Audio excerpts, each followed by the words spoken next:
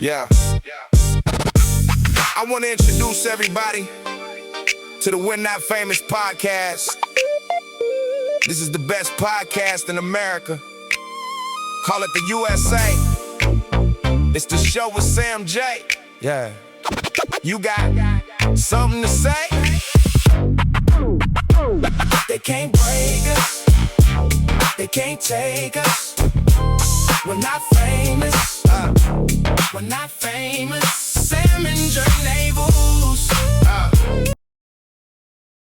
Come on, man. Oh my goodness. We hit record. Oh boy. And we are back and better than ever, baby.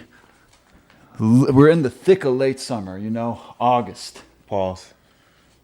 Yeah. You like this time of year, Jay? I said pause first. You know what you said. Pause? You said in the thick of it, man. We're in the end of it. He's oblivious, Ty. He don't even know. It's okay. Keep going, man. What episode we on? These are the dog days of summer, man. Man, We're in the thick of getting through of it. No, man, stop saying thick, though. Man, it's okay. So come on. What's wrong with saying the word thick? It's over your head. Yeah. Anyway, we're on episode pause again, no? Anyway. That went the wrong way also. This is episode 51 of We're Not Famous with Sam and Jernavis. Yeah. And we got the Haitian invasion up in here today. We got number 20. We got Sterlin. Sterlin. We welcome you onto the show today, man. Comedian extraordinaire, actor, model. Basketball. Gigolo, is that why? You used to do that too, God. yeah? I knew we had something in common. I wish. Everyone should get paid for what they do best. Pro basketball. Los Angelino is what they call them, right? Yep. Los Angelino, professional basketball. We don't want to tell you anything. Everything, we don't want I to know, tell you yeah. everything. Yeah, you're going to find this out. But it's an honor. I met him at the strip club last week. Okay. He was performing. It wasn't. There was a show there. Make sure you. I was performing comedy. Thank you. He was on stage, and I said, and I went up. I was on stage. I was not stripping. I was performing comedy. Okay, you got to make the distinction, man. Exactly. Oh, so he wasn't a stripper, ladies and gentlemen. They have a show. I think it was Abby, right? Abby runs the show. Abby runs the show. Yeah, friend of the pod, Abby, Ballin, was hosting a comedy show. She hosts it over at the local strip club, which I happen to frequent just for the comedy. And that's where I saw this talented guy. I thought he had an amazing set. Mm-hmm. He said you were the best too, Ty. Man, don't say that. I don't want to insult the other comedians, but It's okay. The other comedians were good. I was just a little bit better. That's all. It's okay. He was my favorite Respect set. to all of He them, was my favorite set of the night. Yeah. I thought he was really good. He I'd see a lot of comedy with my connection over at the Laugh Factory. I thought you were amazing. I appreciate really that, enjoyed Thank your you. set. Thought it was funny. It's like you feel like you know you after the set. Like Yeah, you feel man, like we really know you. That's like the goal. That's like the goal with comedy, man. You got to get people to like feel like they know you. You know what I'm saying? So that's what gets the laugh. That's what gets the laughs out of them. You know what I'm saying? Because you got people who are just funny, and they're like, "Yo, I could go do comedy." Yeah, you know? But it's not that easy, right? Tell this guy. Thank you for saying the truth. Yeah, It's not that easy. And the reason why I say that is like it's easy for me to be funny around my friends because my friends know me. You know what I'm But saying? to tell a joke. Yeah, like- to tell a joke is complete. Yeah, it's because And sometimes you could you know what I deliver mean? something to us right here on the couch, and we'll be laughing, and then you got on stage, and it doesn't hit. and it's completely different. You know what I Yeah. mean? But yeah, when you're funny with your friends, it's because they know you. There's context. There's context over there. There's context there. Yeah. When you are in a crowd with people that do not know you, you kind of got to fill them in with the context without being too long-winded and getting right to the joke. So that's like the hard part in comedy. So when you are able to make a crowd feel like they know you, that's when the laughs come easier because now they feel like, oh, I kind of know this guy. There's some context there. and so, you have a welcome spirit too. Very welcoming. Yeah, thank you. There's- I can see that. Yeah, very welcoming. And yeah, you're very humble up on stage, and you're in a way you're self-deprecating. Like, Oh, yeah, you're for not sure. trying to be like the toughest, hardest Yeah, guy. yeah, You're like I get myself in these situations. Yeah, that's really where my comedy came from. Growing up in high school, I was made fun of a lot. My nickname in high school was Bones. Bones. Yeah, because I was mad skinny. Okay. And they always used to make fun of me and stuff. And then eventually, one day I just flipped the switch and I just start making jokes about myself, and then that's what made people, yo, Bones is hilarious. He's so funny, but I was always the butt of the joke, but it was me making the jokes about myself. And that's kind of where my comedy like came up. So if you hear that self-deprecating shit, I've been doing that shit since middle school. So let's go. It's Let's kind go of back like there. kind of like a coping mechanism. Yeah. But let's go back there. So where were you born and raised? I was born in South Central LA. From the LBC, baby. Well, like 20, 30 minutes from LBC. Okay. All right. So you can't claim the LBC. Yeah, I can't claim the LBC, man. I'm always claim Crenshaw. I'm always claim South Crenshaw, Central. baby. Yeah, Nipsey Hussle, right? Yeah, me and Nipsey have the same birthday, August 15th. Wow. Were you there when he died? I wasn't there when he died. I was there a week before. Oh, Wow. man, I drove down Slauson just because, like, I was like, this is like being around when like Tupac got shot. Like, I don't check it out. Yeah, I drove into The impact for sure. I drove into the hood, man.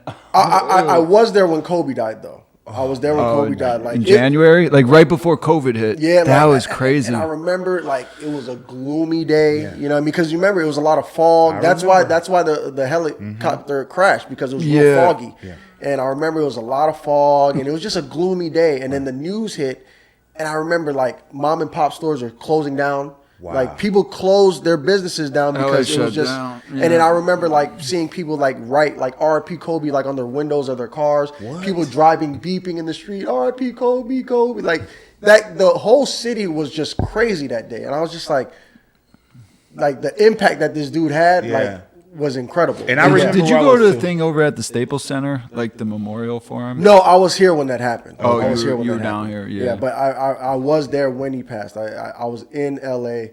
when the news dropped. Couldn't believe it. So your birthday's coming up. Yep. Yeah.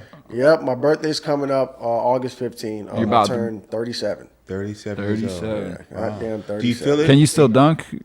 Well, before not with this knee. You know what I mean? So let's go back. So in high school, Uh-huh. okay. Well, let's not skip. Yeah. So if we go back to middle school, what were your hobbies? Did you play sports? What does that look like for you? And how many family members? Like, tell me, like, how many? So I grew up in LA. You know, my grandmother had 8 kids.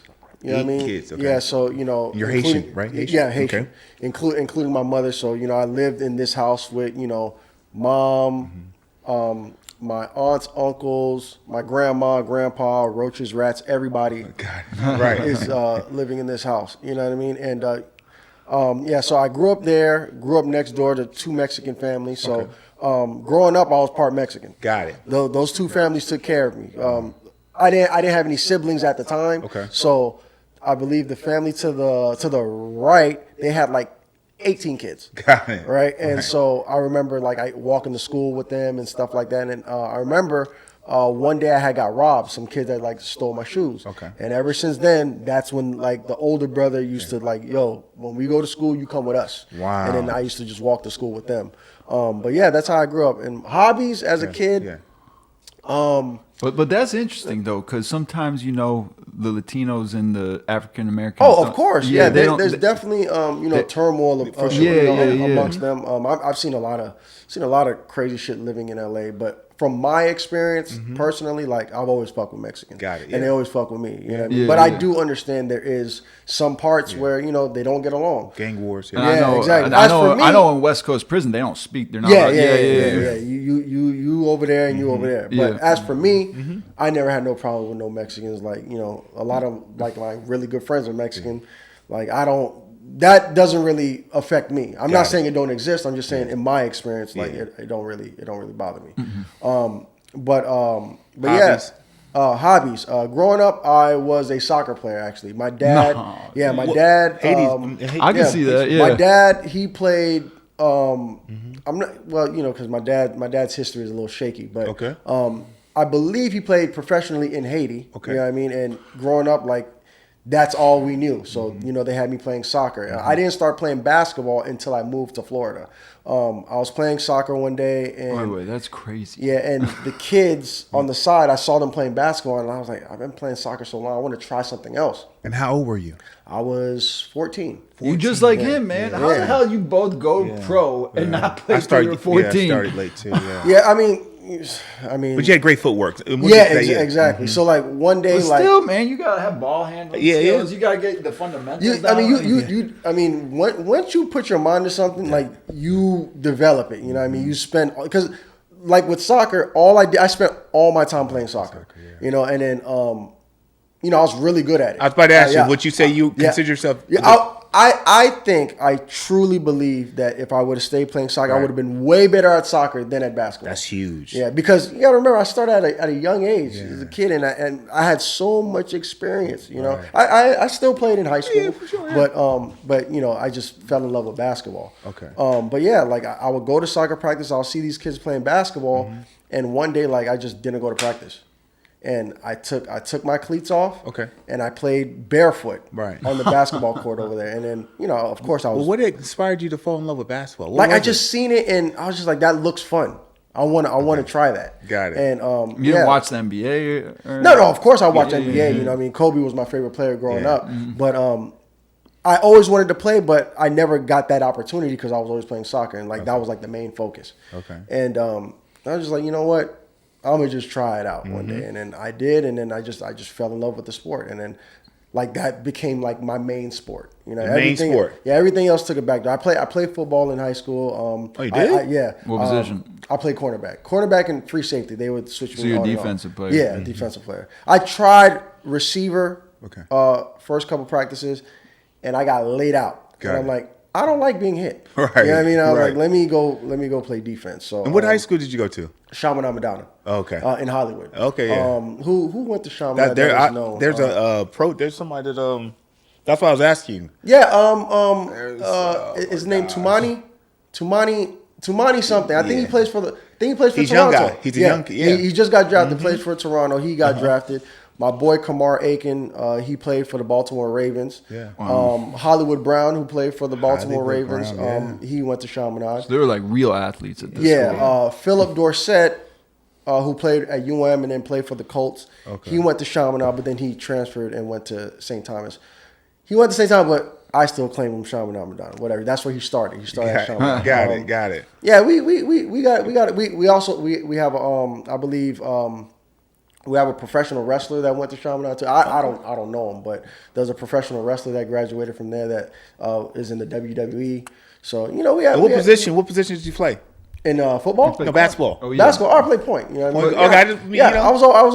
I'm an undersized guard. You know what I mean? Okay. Like I didn't have a lot of muscle. Okay. I was a little bit athletic. I could get up there. Okay. I'm fast. Who would you say your game mirrored in the NBA? Or what NBA player did you try to mirror your game after? Of course, I wanted to be Kobe, but I didn't have it. Okay. I didn't have that skill set. Okay. You know See, he says he did have it. I mean, I never said I did have it. I said that's the person I mirror my game Yeah, after. like I love Kobe. That's who I wanted to be. I mean, I definitely I had a big focus on defense. You know what I mean? So defense was like my thing, but then like the mid-range game, that was my shit. So like I would say like DeMar DeRozan. You know what I mean? Yeah. I mean I wasn't nice. I wasn't windmilling, dunking or anything like that, but mid-range jumper, that's my shit. Okay. If I can get free throw line extended, I have a high release. You know what I mean? I jump really high on my jump shot. So like that was my Can I ask how'd you catch up? Because you never played since you were 14. Now you're. I played for fun, around, but never played like on a structured team. Yeah, team. But how'd you get the skills? Like you just obsess over it? Yeah, basically, I would stay outside all night until my mom forced me to come inside. I'm outside. I'm dribbling the basketball, and this is probably why my mid range was so good because your backyard is only so absolutely, and I can only take free throw line extended shots. So I would just one dribble to the left, jump as high as I can, shoot. One dribble to the right, as high as I can, shoot, and then I would go from shooting 100 shots a day to 100 makes. You know what I mean? But who told you to do this? Did you have a coach? So when I was at Chaminade, there was this kid on varsity. His name was Andy, and then another kid named Sam. These two white boys that I knew, cool dudes. And when I first started, I always shot with two hands. Okay. And I remember Andy. He showed me how to shooting form. Start like this and so I would just do that all day. Okay. You know what I mean? Just sit in my backyard, just doing that, and then eventually, and then you just obsess over it. Yeah. It's the same thing I do with comedy because comedy wasn't always my thing. I was always funny around my friends, but I never wanted to get on stage. I never thought about getting on stage and doing stand-up. Somebody kind of like forced me into it. My boy in LA, his name is Nick. I went to high school with him. He moved out there to do comedy, and I went out there to go see him. And they had an open mic after the show, and they called my name. I'm like, why the fuck are they calling my name? He's like, you out here, man? You might as well. I'm like, oh no. So you had nothing written. Yeah, I had nothing written, nothing prepared, nothing, and I went up there and I bombed like a motherfucker. I bombed so bad. You know Obviously, man, you ain't got a set. Yeah, it was World War III in that motherfucker. But his friend did something very powerful for you. Yeah, and he knows how I am. He threw me under the bus like that, and because I failed, something you would do, Jay. Yeah, because I failed, I obsessed over it. Absolutely. I'm like, but he knew your mindset that you're not a quitter, you're a winner. Yeah, I was like, I want to get good at it, and that's basically how I became good at whatever it is I put I don't like sucking. Absolutely. And I become like obsessed over it, and I really want to become good at it. So how long did it take you to get back on stage?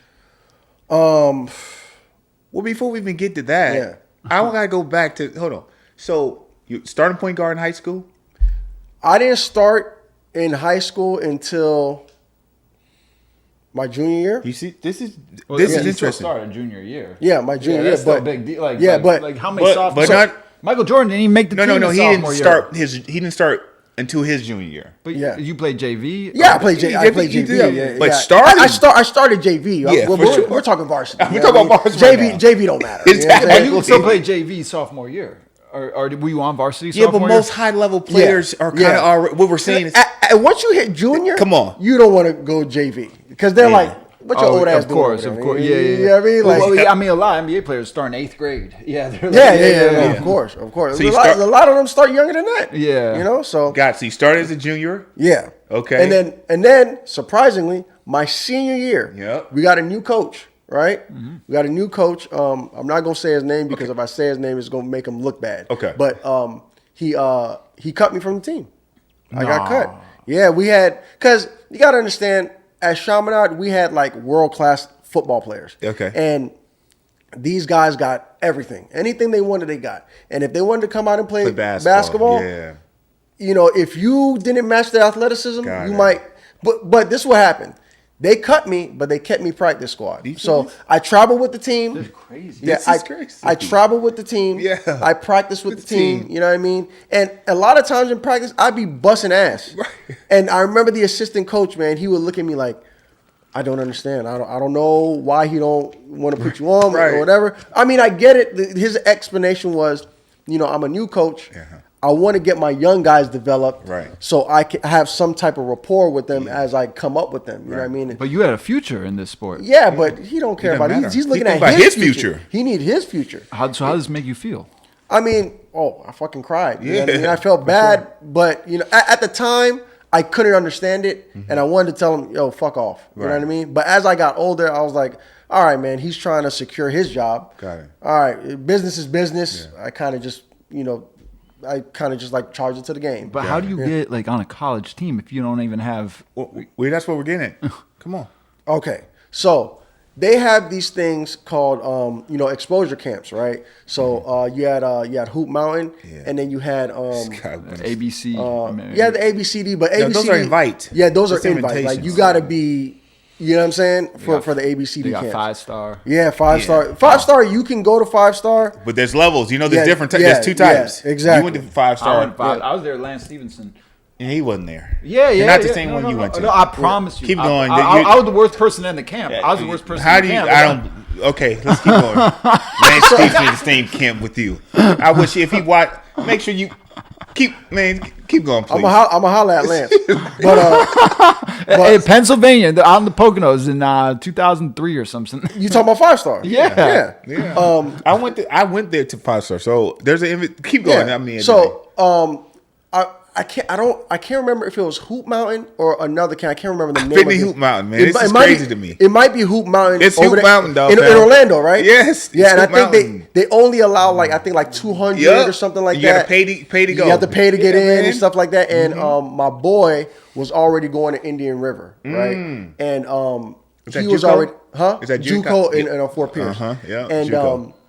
he was already going there, and he's the one who told me to come out there. He's like, "Oh, I know the coach, blah blah blah. Like, go out there, do this, yada yada." And I'm like, "All right, bet. I'm gonna show up. I'm gonna do my thing, whatever." And I was able to get some looks, and thankfully for me, his coach was the one that kind of like, looked at me like, "Oh, yeah, he wanted to give me an opportunity." Wow. So that's how that happened over there at Fort Pierce, over at Indian River. So you played JUCO? Yeah. You did 2 years there? Or? 2 years. 2 years there? Yeah. And so yeah, that's how that happened. And then once I did that, I came back home. Okay. So I had another coach that he has like some type of like connections, overseas and stuff like that. So they would have these guys that come down sometimes and just scout. Yeah, I know you're talking about. And in the gym. I did a couple of workouts and stuff like that. And the girl that I was dating, she's from Spain. Wow. And at the time, her dad was living over there, so I went out there to go, see her country and stuff like that. Tried out for the team. Yeah, was able to stay with her family. Exactly. You know what I mean? And of course, like amazing.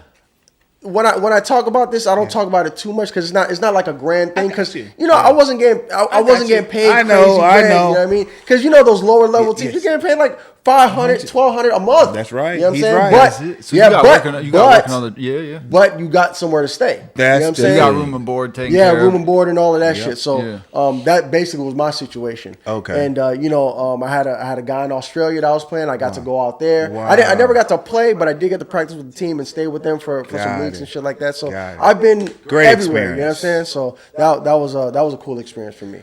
Basketball ended. Yeah, basketball ended. I didn't spend too much time over there. Probably like 3 years. And then when I came back, I went into the fire academy because I had nothing to do. Right. So I'm just like, you know what? One of my friends was like, "Yo, why don't you join the fire academy?" Yeah. Like, I'm already working. I'm making good money. Okay. Went into the fire academy, did that. I ended up working for City of Hollandale. I worked for them for probably like a year and a half, 2 years. Okay. While I was doing that, I was doing modeling. So I believe at that time I did the Adidas commercial. Okay. I believe that commercial aired during the Super Bowl where I think Atlanta Falcons versus the Patriots. I think Patriots came back. Patriots came back. 16? I think it's 2016. That's when it was. All right. Yeah. I'm not. I'm not. Yeah, I think it was 2016. Yeah, but, I think it's 2016. But yeah, if you go on YouTube, you'll find the commercial. I got you. That's cool. It's called Adidas Newspeed. Okay. Where we're in like a cornfield and we're like chasing a rabbit. Okay. So while I was working for the fire station, I did that commercial. I started doing modeling. I modeled for Abercrombie and stuff like that. And I was like, you know what? Let me put a hand into acting. Okay. So I started doing some acting stuff. Okay. I did a web series on YouTube that was pretty popular. Okay. We did 2 seasons of that. I did a couple of like small roles in Ballers and you did Ballers. Yeah, did Ballers. With The Rock? Yeah, with The Rock. Mm-hmm. And then also Baywatch with The Rock. They shoot this down here in Miami? Yeah, they shot it down here. Baywatch they shot in West Palm Beach, and one of the beaches in West Palm Beach, and then Ballers they shot a lot of the scenes in Aventura. Because a lot of the scenes that I was in, we were like in an auditorium and stuff like that. I like that show, Ballers. Yeah, great show. What'd you play? I just played one of the football players, one of the random football players. Yeah. I didn't have a speaking role. Okay. But yeah, I had those 2 small roles, and I was like, you know what? I'm going to Hollywood. Right. And I packed all my shit up. Well, part of the reason why I got up and left is because like I was going through like a really bad breakup. Okay. And so that was really the main factor in me like just taking all my shit. But I mean, moving there. I got like, how'd you decide to get into this? When I was doing modeling, right? I always wanted to be an actor. Oh, you I did? always wanted to be like in high school. You wanted. Yeah, to be an I actor. always wanted to be on screen. Who was your favorite actor? Man. This nigga broke my heart, bro. Will Smith, bro. Will Smith. Will Smith was my favorite actor, bro. Yeah. For a lot of us, what do you mean? When he slapped Chris Rock, I couldn't believe it, bro. Because you have to understand where I'm coming from. 1, I'm a comic, right? That's 1. And 2, I was a kid who was bullied. And when you look at Chris Rock, I know what you're saying. Skinny guy, not really defending himself, and you got big ass Will Smith gets on there and played Muhammad Ali. Yeah, you play Muhammad Ali. Yeah. You know what I'm saying? You're right. I am Robot, I am Legend. Yeah. Swole, you know what I mean? Right. And this, no disrespect to Chris. Yeah. This smaller, frail guy that, you're being honest. You know what I'm saying? And in front of the world, his kids are That's watching the this. thing. You know what I mean? You slapped that man. You slapped him open hand. Open hand. You know what Damn, I mean? I'm like, Will Smith smacked the shit out of me. yeah, bro. Open Like hand. it was so embarrassing that I felt embarrassed. I did too. Yeah, and I'm I like, did too. oh my God, bro. I felt embarrassed for our culture also. Yeah, and I'm like, bro, like I looked up to this dude. Yeah. I used to have a poster of Will Smith in my room What? of him in I Am Robot, and I'm like, I want to look like that, Wow. bro. It was like when they say like never meet your heroes. It was almost like a moment like that. Like Wow. I never got to meet him, but he did that, and it kind of like crushed everything for me. I'm like, fuck, man. Like I still love his movies and stuff, but I just can't look at him the same way. And That's I fair. do give him grace because he was going through some shit. Yeah, He had his own shit he was going through. Absolutely, but yeah. I would never do that to Yeah, somebody. to someone, bruh. yeah. Especially knowing. And his wife was cheating on him too. Yeah, that's what I'm saying. Like, Like, what he was was going going on? that's what I'm with saying. this? He was going through his Yeah. shit. He was going through some shit, but that's not Chris's fault. You know what I Yeah. mean? He's a comedian that made a joke. You know what I mean? He's doing his job. That is his job to make jokes. And you smacked him for it. In front But of here's my everybody. question to you in regards to the reason why he said he smacked him because he put his wife in Yeah. the joke and he felt that was crossing the line. Is that correct? Okay. Now, It's fair game. this is So this is I don't. You're a comedian, so you tell me. I'm never the type to police anybody's jokes. Okay. Because, Kill Tony has his way of telling jokes. I might not like it, but I'm not going to police it. I'm not going to tell you what you can and can't say. This is comedy. You know what I mean? Some people say some real, off the wall shit, but that's the game that they're in. You know what I'm saying? Do I feel like jokes cross the line sometimes? Yes. Okay. But as a comedian, you know what I mean? You have to hold that line of, I'm not going to police these jokes. You want to know why? It becomes a slippery slope. You can't say this. Okay, next thing you know, you can't say that. You can't say this. And now we're tiptoeing around everything and we can't say anything now. You know what I'm saying? Because it's like a joke is offensive to somebody. Got it. To somebody. You know what I'm saying? Like I made a joke about getting cheated on. You know what I mean? And somebody snapped on me like, oh, that's not funny.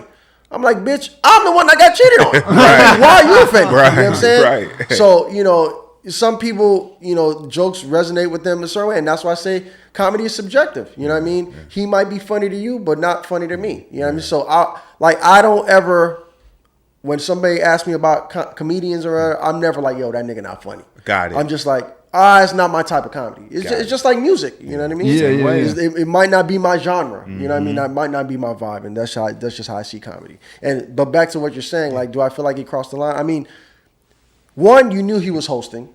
Two, he's a comedian. Okay. And three, whenever comedians host, they always talk about the celebrities in the crowd. Okay. Or celebrities in general, because you got to remember, as a celebrity, you're up here.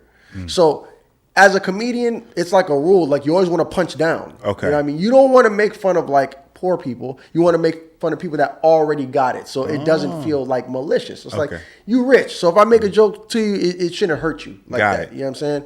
And You're still Will Smith at the end of the day. Yeah, and again, I get it.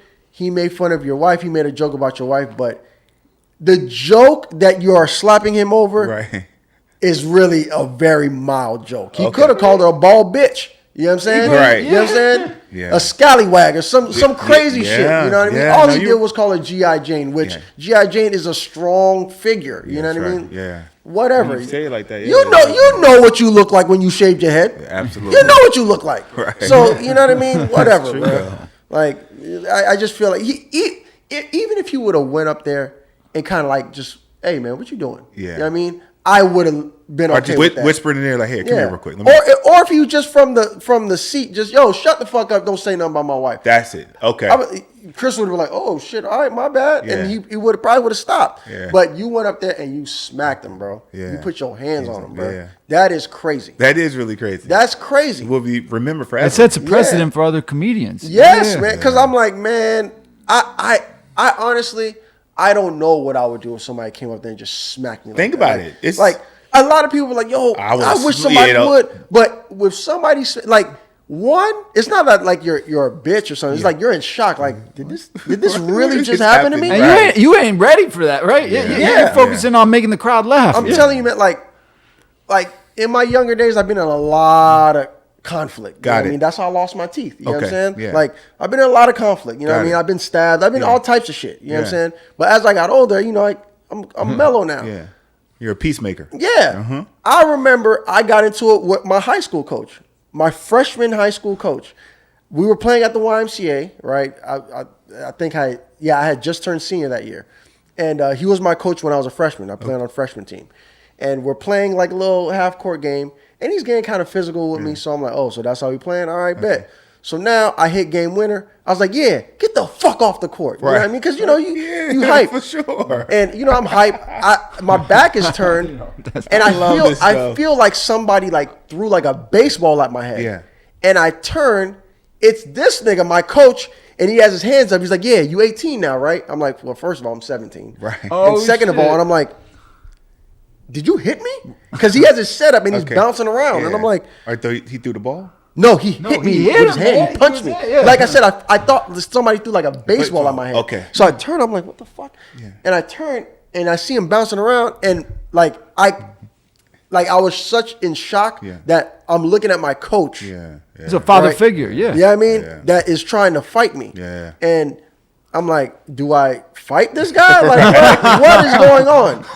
And everybody's like, oh, you gonna let him hit you? I'm like, well, first of all, it's a grown man. You know what I'm saying? Like, wisdom. Yeah, what do you want from me? Exactly. But they done got in my head so much. I'm like, all right, bet, let's go outside. Yeah. I'm like, please, somebody break this shit Right. before I get outside. Yeah. You know what I mean? So we get all the way outside. I'm like, I guess this is happening.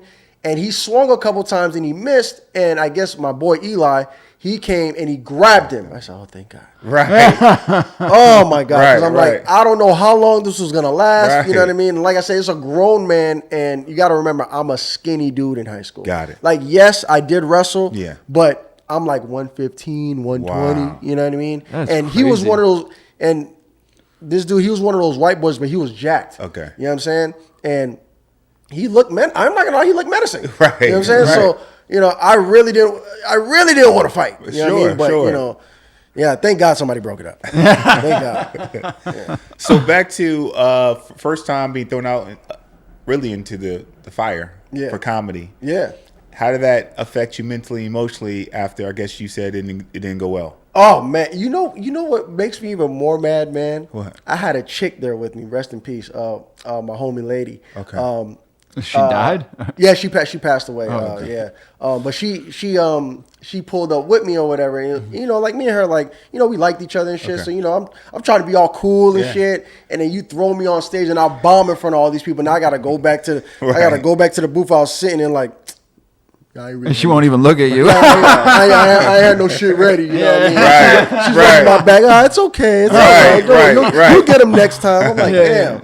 But yeah, like that moment in failure made me want to like just get on it. So like I went home that same night.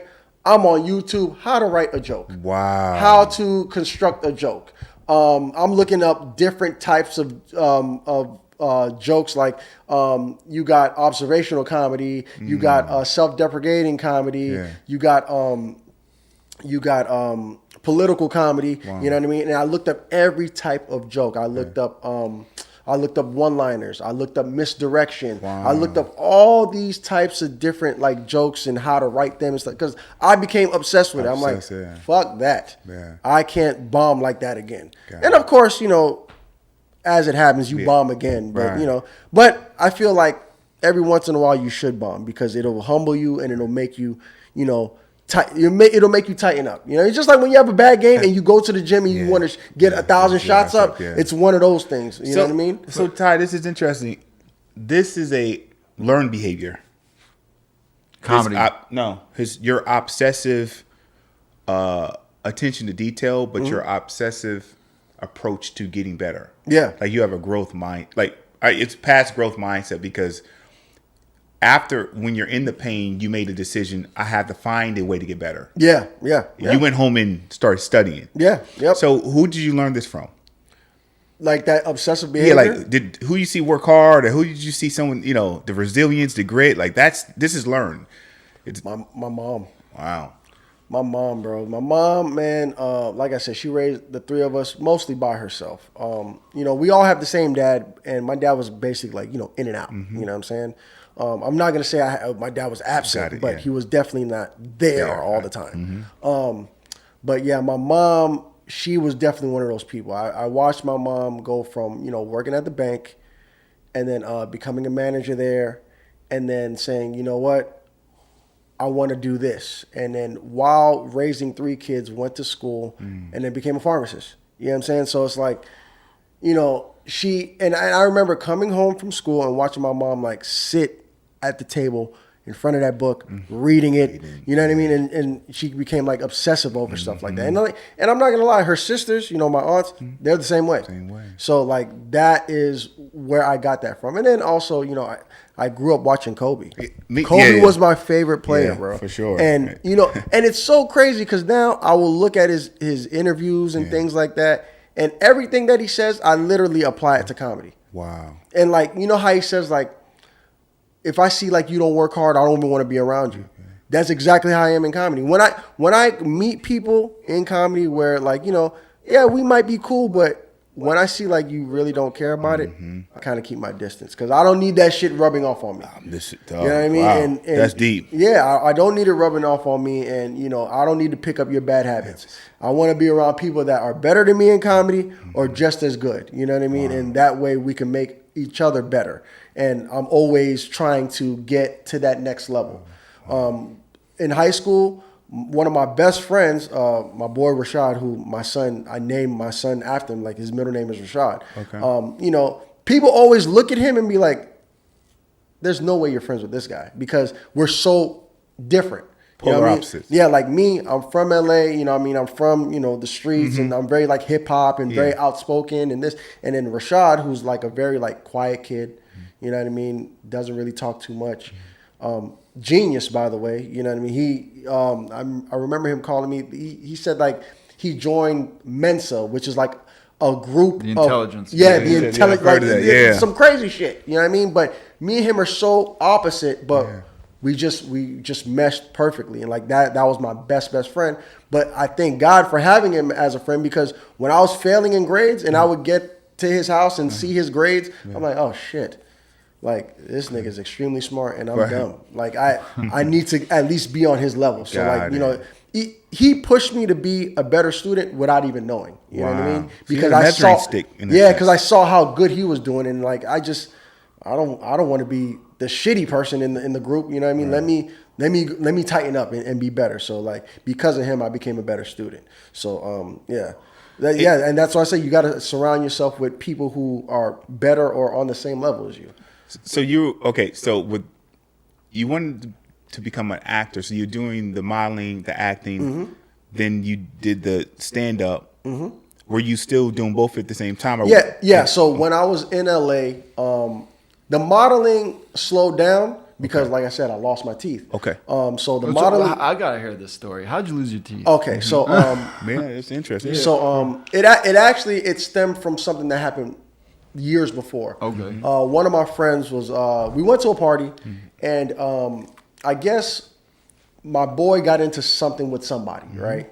And party here in this happened in Miami. Oh. And he got into something with somebody, and there was no hands thrown or anything, but it was kind of like a weird interaction. And we're leaving the party, and I'm going my way. He's taking his girl to the car, and my back is turned. I'm going towards my car, and I just hear somebody scream my name. I'm like, and I turn, and I see it's a group of people just in this one area. So I'm like, what the fuck is going on? But I can hear her screaming, yelling. So I just start running that way. And I look into the crowd, right? And my boy's on the ground like this, and they're like stomping him and punching him and shit. So naturally, I just start hitting people. Right. I pick up, I think I had a brick or something. I just pick up, I just start hitting people. Boom. Sure, but it was so many that, I don't know how the fuck he got out of there, but he got out, and I ended up on the ground. And in the midst of all of that, I ended up getting kicked in the face twice. So I had 2 cracked teeth on this side, 2 cracked teeth on this side, and I never fixed it. I never did it because I'm not gonna go home and tell my mom what happened. For sure. My mom is so Haitian, right? That I will tell her, yo, I got jumped, right? I got beat up, and she will be mad at me that I got beat up, and then she'll whoop me. So it's like, you know what I mean? So I would rather just not say anything. Got it. So, those 2 teeth were cracked. Okay. And after a while, the nerve endings, the root will just die off, and then the teeth will just fall out because they're damaged, and you didn't get it fixed. And then after they cracked and broke, they ended up just falling out, and that's how I lost my teeth. Okay. People think it must have been painful as all hell. Yeah, when it first happened, yeah, but after a while, like, yeah. How you eat? Like how you chew now? food? Well, now you probably used to it. But when they fell out, like it fell out, and it was almost like there was no blood, no nothing. Just one day, like I bit into something, and I was like, oh, what is that? Well, I want to first just commend you for your courage, man. 99% of people are not going to run and help a friend like that. Man, I'll be honest with you, my friend. Like that's. Oh yeah, that's terrifying. Yeah, people are not running to the fire. They're going to let me call it. Yeah, let's be honest. No. Yeah. I've always had like that mindset. Like, if you're a friend of mine, like I got you forever, no matter what it is. You know what I'm saying? Like, you guys are not my friends. So if any time, you know what I mean, I'm just out somewhere and something's happening to y'all, just know I got your back. Yeah, you know what I'm saying? That's huge. And that's just how I am. You gotta add them to the crew now. Yeah. That's just how I was raised. Okay. My mom always told me, you have brothers now. Yeah. You always defend your brothers. You know what I mean? And the same thing with your close friends. You always defend them. You know what I mean? You always have their back. And I feel like if I would want somebody to do that for me, I would do that for them. But I also know that sometimes, some things are scary, and I won't blame you if you didn't. Like, I remember there used to be a movie theater, right, in Hollywood in Sheridan Plaza, and they shut the movie theater down because there was a big ass brawl. Okay, I was in that brawl, right, and I remember Hollywood PD came. They tear gassed the place. It was bad, and in the midst of all this fighting, my homeboy Rashad is just like waiting by the car. You know what I'm saying? But I don't blame him because that's not his. I respect. You know what I'm saying? Like, you know what I mean? I like. That's great that you can disconnect that. Yeah, I know who I'm around. You know what I'm saying? Yeah. So I didn't even get mad at him for it. I'm just he's like, I get back to the guy. He's like, you done? You know what I mean? Like, are you okay? I'm like, yeah, man, let's just go home. But yeah, man. Wow. But, yeah. So now after you became obsessed with becoming the best comedian you can, what was your next? Did you jump right back onto the stage or what? Yeah, so my boy Nick, he's like, yo, so I know you've been going to open mics and shit like that. Like, are you ready to get back on stage? I said, yeah, I think I'm ready. So my first show I did at this spot, it's called the Dojo, at Sycamore Tavern, which is it's right there in Hollywood. Okay. I know this spot. Yeah. Yeah. It's kind of. I think they might have closed it down now, but it's Sycamore Tavern right down the street from a spot called it was an after hour spot. I think it was called Players Only or something like that. Okay. Or players only or members only or something like that. Adults only? Adults only. Yeah, I know this. I used to roll walk in, they got the porn on the wall right there. Yeah, you feel like you're going They got a bunch of porn DVDs, like the DVD case, like on the wall. You feel like you're in like a sex shop or something. Yeah, and then they have the old school TV. It's in a strip mall. It's in a strip mall. Yeah, exactly. I used to like this spot. And then there's a Burger King right there. Yeah, wow. And the food trucks. Like, and then across the street there's a 7-Eleven. Yeah. So like right down the street from that spot, there's a place called Sycamore Tavern where I did my first like actual show. It's called the Dojo, and I did my first show there. I did really well, and then I started getting bookings every now and then, and I started doing some different shows and stuff like that. But what really helped me, right, which is crazy because you never know when a skill outside of what you're actually doing will actually help. So the way I got connected with a lot of comedians is they have every year at the comedy store, or not the comedy store, the Laugh Factory, they do LAPD versus comedians. Oh. And I remember my boy Nick was telling me, he's like, bro, you could hoop. So if you know Pookie. Pookie Wig. I see. I live here. Pookie. He's like what your people own it. I think Pookie might be either part owner or he's like the manager. But Pookie's the one who set it up because Pookie. You want me to text David right now? Yeah, so Pookie. I'll text him right now for you. Pookie played back in the day at Seton Hall, so he's like a real hooper. Yeah. And What's his last name? Is it Wigington? I think it's Pookie Wigington.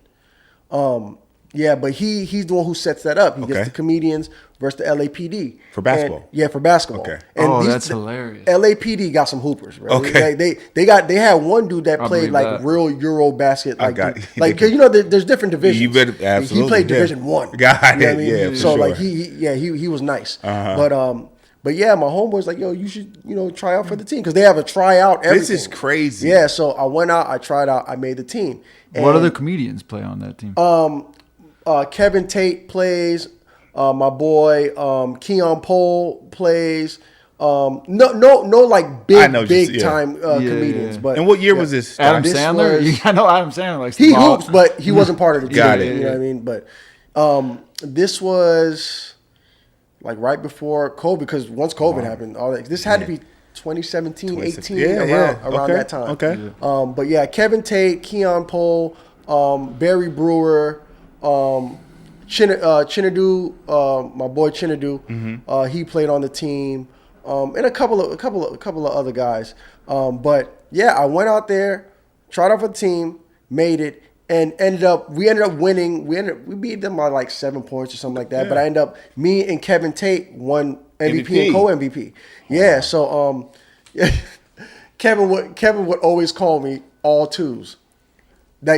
All twos. Because you got the mid-range. I got the mid-range killer. You know how like KG would take that long ass three right in front of the three? Yep. That's how I used to shoot it. Got it. And so he would always call me all twos. Got it. So like ever since then, all the comedians like, damn, this nigga cool. Like yo, man, if you ever want to get on the show, holla at me. But they never see me do comedy. Yeah. They just see me hoop and they're like, I fuck with him. Yo, if you ever need some time, hit me up, man. I'm at this spot. Blah blah blah. The thing is, like, if you're good at one thing, it probably means you know how to commit yourself and get good. They just off the basketball tip, they just you pull up, man. I got you, and that's how I was able to make a lot of my connections and stuff. That's how it is in life. Like, someone knows you play pro basketball. They're like, you want to come over to have dinner? I'm like, I don't know you, but they just, you know what I mean? They just offer you shit. So it's a cheat code, right? Yeah, it's kind of crazy a little bit. Yeah, so the basketball definitely helped me get there. So were you still doing any act? Were you still trying to pursue the acting? Yeah, I did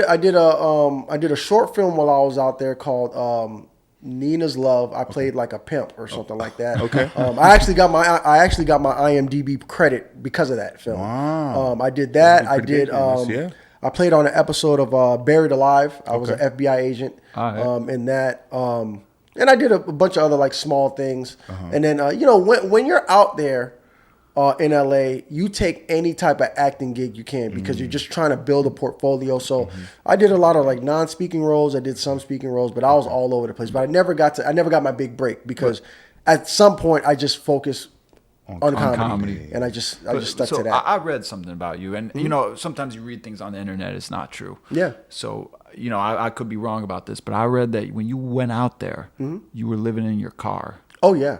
Yeah. Yeah, I mean, if you don't live in your car in LA, it's like, did you live in LA? Right. Like, you know what I'm saying? Because like people that I know that was living in LA for a while, like, COVID happened and hard times hit. I remember I caught COVID while I was homeless. Wow. And like I didn't tell anybody because I'm the type of person, I don't like to put my burdens on anybody. Right. You know what I'm saying? I could be struggling and you'll never know. You know what I mean? I got myself in this situation. I will get myself out. Yeah. It's not your responsibility to help me, and I don't want to burden you. You know what I mean? Like, it's enough that you're my friend and you look out for me when you can, but I'm not trying to burden you. I tell the whole world. Everybody. Yeah, he did. Yeah. So, but yeah, like, I lived in my car for like 5-6 months. Wow, yeah. I would go, the way I would take a shower, I would go to LA and go there 5 o'clock in the morning. You go LA Fitness. LA Fitness. Yeah. I would go there, take my shower, brush my teeth, you know what I mean, and just get ready for the day. But yeah, that's how I was moving around. Some days I get lucky, you know, I'll stay on a homeboy's couch, but I wouldn't stay too long because, you know, you don't want to overstay your welcome. Yeah. I have my friend who's like the godsend. Her name is Samantha. That was like my best friend. Some days she would go see her family in Wisconsin or whatever. She's like, look, I'm not going to be home. You can stay in the crib, you know, do your laundry, whatever. If you want to use the car, you can use the car. And, you know, just make sure, like, sometimes she would leave her dog and, you know, I'll take care of the dog, walk the dog and stuff like that. But she definitely saved my life a lot. You know what I mean? And every day I always call her. I'm like, yo, you know you saved my life, right? You are my, like, you are literally my guardian angel. Yeah. And, you know, she tries to downplay it, but, you know, if you're watching this, Sam, I love you forever. But that's terrifying, man, sleeping in the car. Because you could park in a bad neighborhood and you don't know what's going to happen. Yeah, of course. You know, a lot of times I would try to go to, like, decent neighborhoods and, you know. What neighborhoods? Sometimes you out in Brentwood? No, because then they would just kick you out for loitering. You know what I mean? I would try to go Torrance, because my aunt, she stayed in Gardena, so there was a spot in Torrance. They had they have Delamo Mall over there, and some days if I get lucky, I can park in the parking garage, and then some days like I'll park in the Jack in Box parking lot. You know, but that's mostly where I was at in those areas, and it's crazy because a lot of people are like, yo, don't you have family in LA? You know what I mean? Why didn't you just go stay with them? And I was just like I said, like they already looked at me crazy for leaving Florida and coming to LA. Cause you were as a fireman here, right? Yeah. And so you left your career. Yeah, to go do that. Wow. And so, you know, they already looked at me crazy for leaving Florida and going over there. Now I'm going to reach out to you for help. I'm good. I'll figure it out. You know, I don't need you telling me, oh, you came over here, you figure it out. Like you wanted to come over here, you know. So I'm like, I didn't even want to hear it. I'm like, don't worry, I'll figure it out. So is this during COVID time? What did you do to survive? Like, how were you able to earn income? So at the time, I used to do this thing called Ziply, right? Ziply is like DoorDash, Uber Eats, but you're not doing like food. You're doing tasks for people. So a lot of times I was picking up scripts from studios, bringing it to the actor's house, or sometimes like if a guy wanted to send his girl some flowers, I go pick up the flowers, send it to her crib. You know who I delivered for one time? Richard T. Jones, the dude who was in one of those Medea movies, the bald head guy who was he was really mean to Jill Scott. In that Medea movie. Was it Why Did I Get? It wasn't. Yeah, Why Did I Get Married? It is. Yeah, I know exactly what you're talking about. Yeah, the asshole dude. Yep, you delivered. I delivered to him. You leave one of your scripts in there, like if you got a chance, you know, you read that. right. No, like when he answered I saw the name Richard T. Jones. I'm like, there's no way it's him. Got it. You know what I mean? I get there, he opens the door, and I'm like, I was like, yo, Crazy. The wood. You know what I mean? And he's like, yeah, man. I was like, oh man, nice to meet you. He was real nice or whatever. He asked me, he's like, you want a picture? I was like, no, I don't want to like intrude and you know, anybody. It's just a pleasure to meet you, man. But but that's what I used to do to make money. On a slow day, I would make $150 a day. On a good day, I made like $250 a day. And in the evening time, you were evening time, I would just wherever I can get on stage, I would go on stage. And if I wasn't able to perform, I would just hang out in the comedy spots all night until it's time to go home because I know where to go.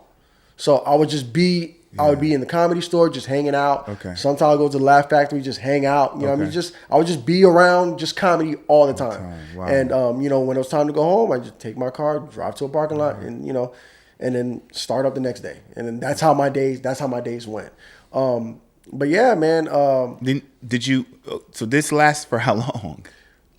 In the car? Yeah, the car. So yeah, I was in my car like 5-6 months. Okay, and then from there, what transpired? Some change, life change. Yeah. So I had got a job working at CBS Studios, right? And CBS. How do you land this? This is good. This is crazy, man. I'm at the Laugh Factory, right? Shout out to the Laugh Factory. Yeah, Donnell Rollins is on stage. That motherfucker's a killer. Seriously. Like, if Donnell gets on stage, just know your stomach is gonna hurt. Okay. Like he's too funny. Okay. But yeah, he's up there killing, and I'm like in the back with like the rest of the comedians. So he gets off stage. we're back there. We're just talking and shit, talking. And I was like, man, I'm not going to lie, man. Which one of y'all got a job for me? I need to work. I need a better job. And Jamie Foxx is there. He's like, you really need a job? I was like, yeah. He's like, all right, call this number, talk to her, tell her that, I sent you. So Jamie Foxx gave you the hookup. You didn't hear this? Yeah. So it was like, I don't know if it was like his assistant or something like that, but she had me pull up, right? And I get there, and he had this show called Beat Shazam. And I ended up still on now. Yeah. And I ended up working on the crew. And I was making good money. Yeah. And then COVID happened. So now, listen. Then they shut the world down. Yeah. Listen to how crazy this is, right? So I was basically like crowd coordinator. Like, all right, you're going to come in, you're going to stand up, sit down. All right, when Jamie comes in, clap, blah, blah, blah. Yeah. So now COVID comes, right? So now there's no crowd. So I ain't got a job, right? Because my job is to, control that. Coordinate so the crowd. Now, right, I'm in the studio just looking for shit to do because I don't want them to send me home, right? So like for like probably like a week, I was able to get off with like, I'm brooming, I'm sweeping, I'm like touching shit, acting like I'm working. I mean, I was able to get away with it for like a week, and then one day these niggas was like, "What you doing? Like, you know what I mean? Like, what's your position?" I was like, "Huh? Me?" They're like, "Yeah, with COVID, we don't need people here." And then, and then after that, I was like, "Fuck, how am I gonna make money?" I try to go back to doing Simply, but because of social distancing and everything shutting down, like you're not doing anything. Most businesses are shut down. Even if I wanted to do like DoorDash, Uber Eats, or Instacart. If I was doing Instacart, I could get like 5 or 6, 7 orders in a day, which would give me probably like 180 in a day, right? But with the social distancing and the way the supermarkets were set up, you could probably do not even half of that. You probably get 3 at the time because you got to remember they had lines outside, and they're only letting like 5 people in at a time. Got it. So I can maybe make 2, 3 deliveries, and I'm only making like $70, $80. You know what I'm saying for the day. They don't even cover the gas in LA. Yeah. You know what I'm saying? So I'm like, fuck, man, I might have to come back home. Okay. So, so basically, I took like half of my shit, sent it home, and I was like, you know what? I'm going to wait till everything calms down, and I'm going to come back. Okay. And it took so long for everything to get together that I had already got a job here, and you know what I mean? I already like established like another life, and then like I met my baby mom at the time, and like we ended up having a kid, so I was like, I guess I'm not going back. So you're back here? Oh. Yeah, I live back here now. Yeah. So you drove yourself back here? No, I got on a plane. You know how much the fucking flight was during COVID? How much? I don't. $15. Yeah. It was $15 to go from LA to Florida nonstop, and it was like, and probably empty too. It was like 7 people on the plane. Yeah. Yep. I didn't fly to that side. That's crazy. I drove from LA. I drove from LA. Yeah, I had them ship my car down. But yeah, I had my cousins take the rest of my clothes, put it in the car, pack it in the car, and I had a tow truck business, whatever, transport business, just ship send my car down with all my shit in it. Got back down here. Wait, let me just. You met Jamie. That was at the Laugh Factory where you met. Yeah. I met so this all happened at the Laugh Factory. Oh, here he goes. That's crazy, goes, man. I can't wait to tell that story. Oh gosh. Yeah, man. No, Jamie's is. You know what I love about him? Because when someone rushed the stage against Chappelle. Over at the Hollywood Bowl. Yeah. I remember that. Jamie Foxx fucked the guy up. Yeah. Jamie Foxx. Jamie Foxx got in there. And some guy, because Chappelle, he said some shit about some trans people or something. So some guy was out to get him.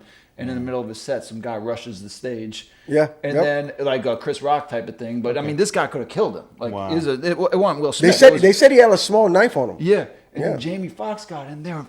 Jamie fired off on him. Yeah, Jamie fired off on him. That was kind of crazy. That was kind of crazy.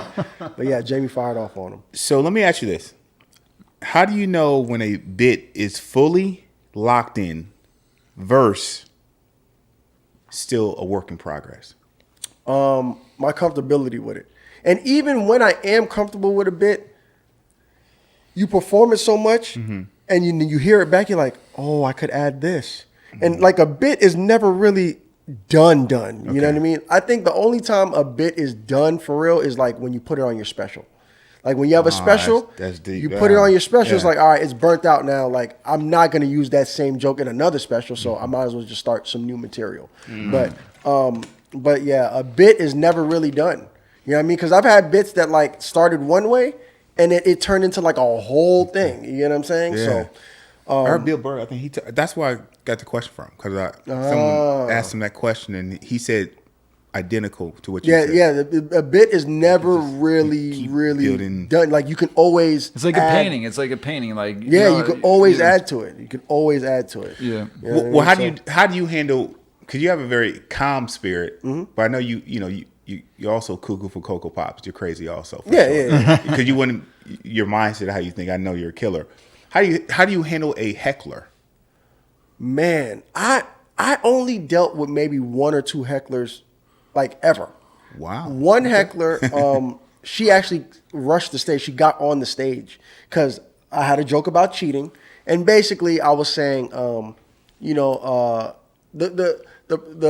gist of the joke was basically like, yo, we go on diets, right? Right. We get cheat meals, right? Okay. I'm like, why I can't have like I'm with you on this. why I can't have like cheat ass or some shit like it was something Really great idea. something like It's really, that. it's not even a joke. That's really a great idea. I think you're on something. Yeah, seriously, like, that's really a great idea. I said something like that, and the girl was like, "Bill," and I was like, "Okay," and I ignored her. I a lot of times when people heckle me, I ignore them and they stop, but she kept going. Okay, and she's like. So I continue talking, right? Mm-hmm. And she goes, the joke wasn't funny. I'm like, oh my God, she's not gonna stop. Okay. I'm like, bro, I stopped and I'm like, yo, it's a joke, right? Okay. Relax. Right. And she's like, no, jokes are supposed to be funny. I said, you know what's funny? The fact that you're in here with nobody. I said, you probably got cheated on. That's why you're upset. I said, yo, somebody call her man and tell him to come pick her up. I said, my bad, you don't have a man. That's why you're in here by yourself. And once I said that, she got up, and I was like, "Oh, what? You think you could do this better than me?" So I thought she wanted to like come on. Like grab the mic or something. But she got on stage and she like got in my face, and as she's like in my face, I'm holding the mic. I'm like, bro, she's been here way too long. I said, if I was anybody else, y'all would have drop kicked her by now. Somebody come get her. You know what I mean? And then eventually, like the owner of the spot came and like grabbed her and shit. I said, Jesus Christ.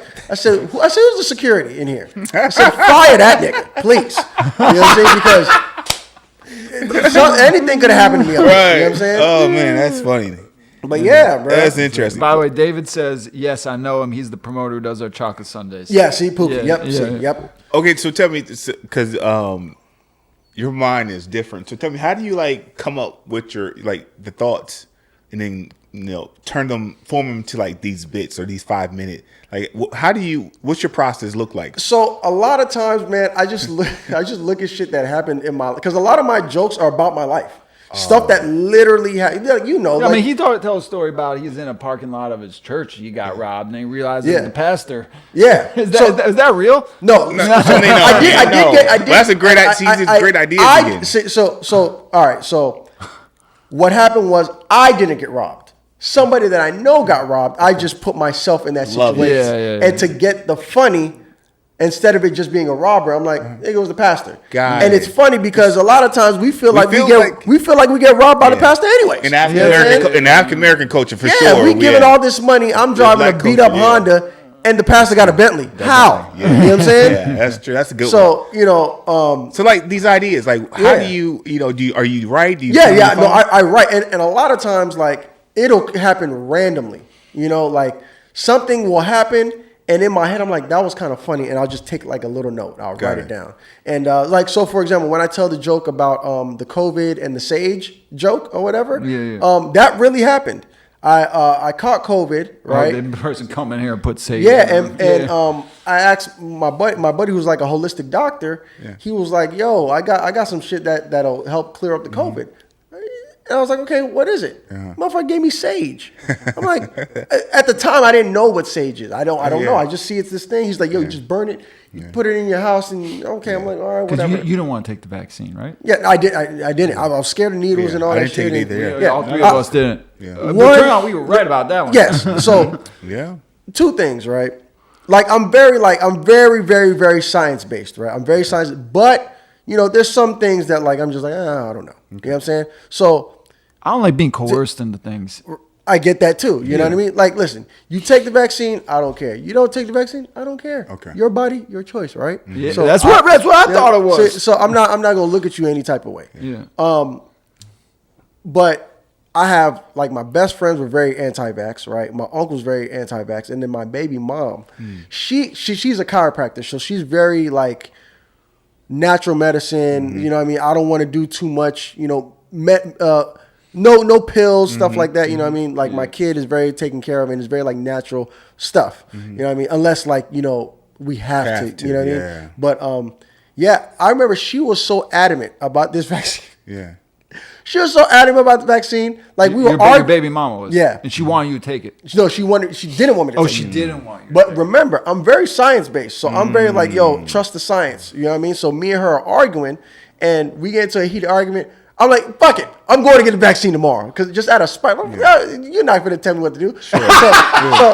So I'm like, I'm going tomorrow. Shit. Right. She goes, if you go get that vaccine, I'll leave you. I said, whoa. I said, you're that. I said, you're that. She's like, yo. She's like, because you're doing it out of spite. But she was very like anti-vax. So I didn't end up getting it. Okay. You know what I mean? And I know like a couple of my friends, if I did go get it, they would have looked at me like, lame man, nigga. Like, why would you go do that shit? That's crazy that you were getting peer pressure not to take. I felt like everyone in my life was peer pressuring me to take it. Nah, like, cause I spent all my time with my baby mom, and she's like I said, she's very like anti all that stuff. So she every was like, woman no. I know wanted me to take it. Yeah, she was like, hell no. So Ty, do you have a daily ritual of writing an idea down daily, or do you kind of? No, so if I don't have a new idea, I'll just because I write every day.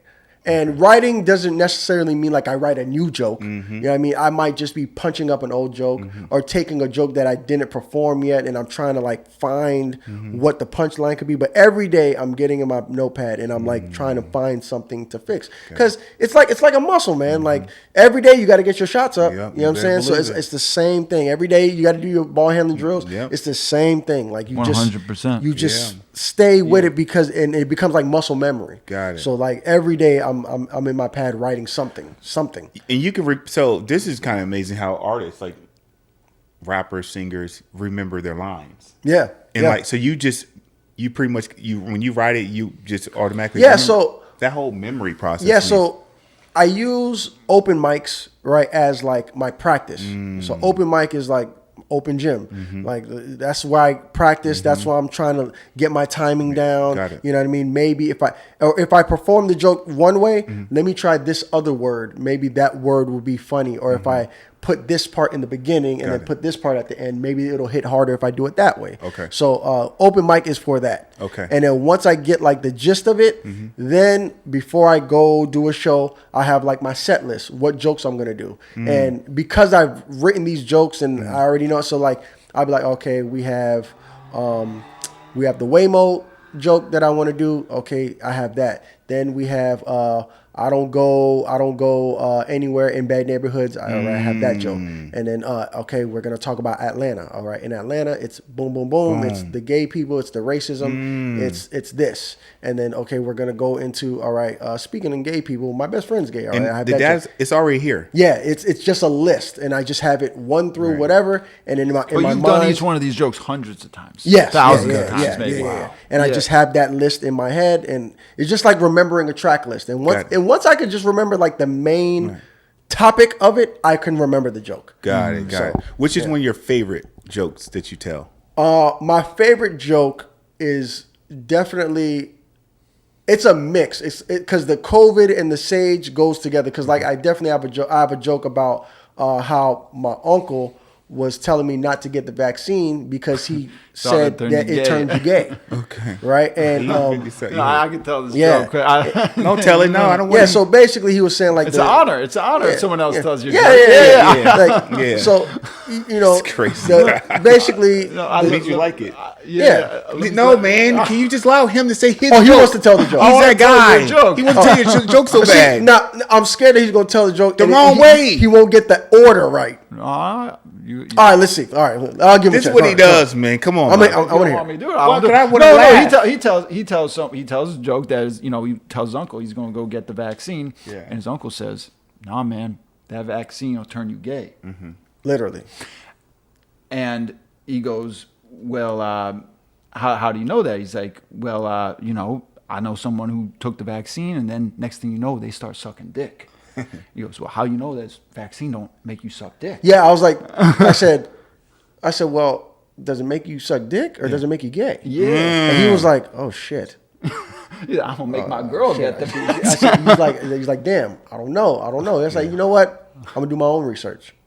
I've been trying to get my girl to take the vaccine for years. So it's like, so it's either she's gonna be gay or she's gonna be sucking some dick. You know what I mean? Like it's one or the other. So I have that joke, right? Yeah. And my whole thing is like callbacks. I didn't get to do it that night because I was running out of time, but I usually take that joke and I call back to it at the end. So like, for example, I tell a joke about like how I was like, yo, fellas, you ever been desperate for some ass? Yeah. And I'm like, yeah. Yo, how far have you drove to get some ass? Oh, I drove 3 hours. I said, I drove 7 hours for some ass one time. 7 hours, right. bro. I said, I was so excited my dick was hard the entire drive. I said, I got there. She pulled my pants off and the condom was already on. And then, so we end up having sex, and I said, I had a bad game. You know what I mean? I finished early. Right. And she was so shocked. She kicked me out of her house. And before she kicked me out, she's like, yo, what happened? Yeah. Like, why? Like, this never happened before. Like, what's going on? I said, you want me to be honest with you? Ever since I got that vaccine, I've been feeling funny. Something's not right. You know what I mean? And, like, what's that called? What's that term called? It's callback. Callback. Yeah, I bring it back. And it's the same thing with the sage joke, right? Yeah. So with the sage, the sage is supposed to get rid of the COVID or whatever. And I wake up one morning, I'm like, oh shit, I'm feeling a little better. Mm-hmm. My girlfriend's in the house and she's like, are you okay? Something seems off. I'm like, yo, let me call my boy. I'm like, yo, what's up with that sage you gave me? And he's like, I don't know. What happened? I'm like, you said it's supposed to get rid of like all the bad shit. Right. He's like, yeah. I'm like, the fuck is this bitch still doing in my house? You know what I'm saying? So once again, that's that joke, right? The sage joke. Yeah. And then I call it back at the end where I talk about how, I said, I love to be in a relationship, but not because I love or because I love companionship. I just like to fuck raw. That's it. Yeah. I just want one person that I can fuck raw. Got it. So then I tell him, I say, oh, me and this girl are having sex. Halfway, I say, yo, you mind if I take the condom off? And she goes, I don't think it's a good idea. I said, why not? I said, I got tested. I'm clean. She's like, yeah, I got tested and the results came back positive for chlamydia. I said, what? Is that it? You know what I mean? You're right. I said, you don't have to worry about it. My buddy got some sage. We can go ahead and clean it. You say, and you just, but we haven't seen this before. I got cut. Yeah, we've had how many comedians? Yeah, no one's really broken it down this way. This is why it's so intriguing to me. I had to, your detail. You're giving away your secrets. Though. Like no, this is like scientific. Like how you break this down. Yeah, we've had a lot of people say, well, at least 4 or 5. 5. Yeah, probably have 5 or 6 comedians. That's like 10% of our guests been comedians. Haven't been able to like elaborate and break it down to make it make sense. Yeah, I mean, some people are just funny and they just do comedy, but like I do comedy and I'm also like a student of the game. Got it. Like when I go home, I'm watching specials. I'm on YouTube watching people like break down like Chappelle's jokes and how he constructed it and stuff like, you know what I'm saying? And that's how I'm able to like use those methods in my own shit. You know what I mean? And so like I know how to break down a joke and I know what a punchline is. I know what a callback is. I know what misdirection is, and things like that. So for example, like when I say like, yo, what's up with that sage? What's this bitch still doing in my house? That is misdirection because you don't know I'm going that way. You think I'm going somewhere totally different, and I hit you with something else. You know what I'm saying? So have you ever thought about teaching? No, I never thought about teaching, man. Never. You need to maybe put that on your. Maybe later. I'm just talking about later. Maybe later. Once I get like 10 years in. Like seriously, man. Yeah. But did you ever take acting classes or anything? No, never took any acting classes. I did do like some childhood acting. Yeah. I was on Mouse Clubhouse. Huh? Yeah, I did. That's like where Justin Timberlake got it. Yeah. Like I was definitely I was one of the kids on that. Guys, and I did a Frosted Flakes commercial when I was a kid. But hold on. So hold on. So you missed. You skipped. Mom saw the talent. My mom. She saw something in you. She saw something because when you live in LA, like that's like the thing. Okay, I put don't your know. kids in Yeah. modeling. Okay. Put your kids in this. Like I didn't know that. Maybe they can get famous. You ever see any money from that? No. But you still had to compete. Yeah, you still have to See, compete. you gotta know look what at I it. mean? I look at it. You competing. When I was a kid, my mom used to put me in these talent shows. I used to do like Michael Jackson impersonations and shit like that. That was like, See, this is that was like my thing as a kid. Kids who grow like, up in LA are different. Yeah, They have to be. I never Yeah. heard this stuff before. What high Yeah. school did you go to? Huh? Oh no, you went to high school here. Never Yeah, I mind. went to high school Yeah, here. I forgot you went to. yeah. My mom, she went to high school in LA. She went to Crenshaw High School, where I would have went to high school. She went to Crenshaw High, and then she got kicked out of Crenshaw for fighting because my mom was an immigrant, barely spoke English, and they used to make fun of like her and her sisters a lot. And one day she was just like, "All right, man, do y'all want to fight?" Right. And like I said, they grow up rough and tough. Yeah. So she got in a fight there, got kicked out of Crenshaw, and ended up going to Dorsey High School. And I remember for a while, I don't know if they still have it, but they did have a picture of my mom up in the school because she played volleyball. I believe she did tennis too. So, Good athlete? Yeah, she's a decent athlete. Okay. Yeah. Both my parents were athletes. Lucky me. Tell me this. What's the best way to compliment a performer? Oh, It's a great question. the best thing that you can say to a performer that is a comedian is, bro, you're fucking hilarious. Fucking, like, just that simple thing is like the best thing to them. Because it's like, yo, somebody sees the talent. Somebody sees the work that I put in. Like, it's just like when a girl tells you you're funny, you're like, ooh.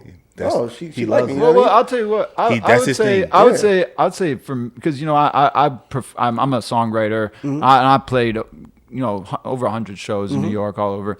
I'd say the best compliment I could get is, "I wish I wrote that." That's a good one. Yeah. That's a good one. Like, yeah, there's That's a good definitely times where people are like, bro, I wish I thought of that. Yeah. See, I wish I thought of that. Okay. That was so good. And because I have those moments when I see like my boys do jokes, I'm like, God damn, boy, I wish I thought of that, boy, because that is good. That is a good ass joke. So yeah, that's definitely a good one. Let me ask you, like, because you watch a lot of other comedians. Yeah. Does it sometimes worry you that you might accidentally? I do it like in. That he might accidentally take some. Yeah, I telling do jokes or it. something, yeah. I do it in sections. I don't do it like a lot at one time because like Godfrey, who's one of my favorite comedians, says something.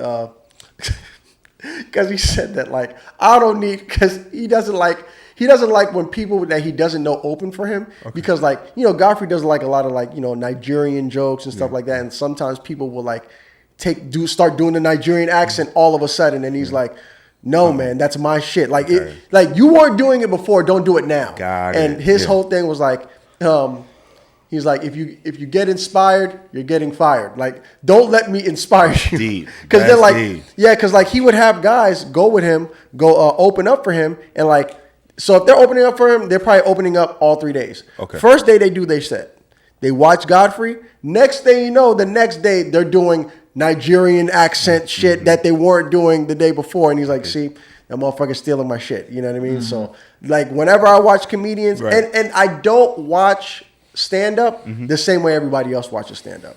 I'm not watching it as a fan. It's like an MMA fighter watching. Yeah, it's just like when you watch game film. You're watching game film. You're not watching it as a fan. Like, ooh, that crossover. I'm like, okay, what made him do that crossover? Got it. Yep. And that crossover came from a counter of something else. Come on, you know what I mean? Like, so I'm watching it totally different. So like when I'm watching Chappelle, I'm just watching like his angle. Where's he gonna go with this joke? Why did he go that way? And why, when he went that way, that's the funniest he could have made it. You know what I mean? Why is that so funny? What made it funny? You know what I mean? So I got so many questions. So I'm trying to, I know because time is up. Yeah. But I know. Bring us up to date of currently, which I know I saw these Comedy Olympics. Yes, Comedy Olympics. I won. My team won gold in Broward. Yeah. And then they had the triple header for Broward, Dade, and Palm Beach, and then my team ended up winning that. I won gold in both. both for the Broward one and for the triple header. I saw that. I brought back a character that I had called Brother Shabazz. Okay. The video is going to be coming out soon. Oh yeah. Yeah, but Brother Shabazz is basically he's like a super black, pro-black guy that thinks everything is the result of white supremacy. Is that when you had the hat on? That's why I had the hat on and the gloves and all of that shit. Yeah. He looks like a Black Panther. Yes, exactly. That's the point. That is the point. And so, It's like the opposite of Chappelle's guy.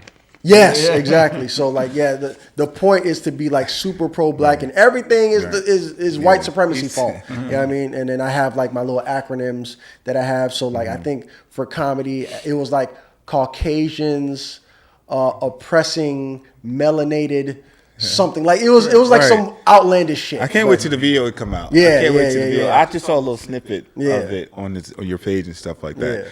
So today, do you do comedy full time? What does your life look like today? Walk us through. So I have a regular job. I used to work cybersecurity, but those jobs that I had, they were great. They were by contract. So you work 6 months at a time. I know exactly. For sure. So, but I couldn't wait for another job, so I went and right now I'm a land surveyor, civil engineer. So So you have a degree? Yeah, I have a degree. Oh, okay. Yeah, but getting this job, I didn't need one. Okay. I don't even know what I'm supposed to be saying. Oh, okay. But yeah, the job that I work is in I work. I'm not even gonna say the company. No, you good. But yeah, I do civil engineering, land surveying, and we mostly work in Miami. So that's like my day job. I work from 6 to like 3:30. Okay. And then afternoon is when I get on the comedy thing. But I'm not gonna lie. Once I get on one of these cruise ships, or once I start going on tour, I'm out. You're leaving. I'm leaving. That is it. I'm going comedy full time because those cruise ships, those tours, those weekend shows that you do can pay your bills. Okay. You know what I mean? And I always saw it as long as I can pay my bills doing comedy, I'm good. Yeah. Everything else will come later on. If I could just get the basic, just pay my bills, I'm good. As long as I don't have to work a regular job. Got it. If I'm at that level forever, I'm okay because I'm doing what I love. Absolutely. You know what I mean? I don't have to go clock in for nobody. You know what I'm saying? I don't have to wake up at 4 a.m. and drive my ass 30 minutes to a job that, no disrespect to them because they pay me, they take care of me, but a job that I don't really enjoy. You know what I'm saying? So, All right, we're going to jump into some rapid fire, baby. Rapid fire. First question.